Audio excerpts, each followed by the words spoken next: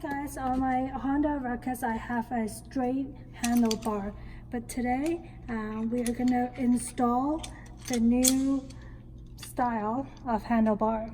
So this is one of our new product. So it's a really easy installation. So first off, you have to remove 5 or 6 things. First, the gas throttle, your brake, the speedometer,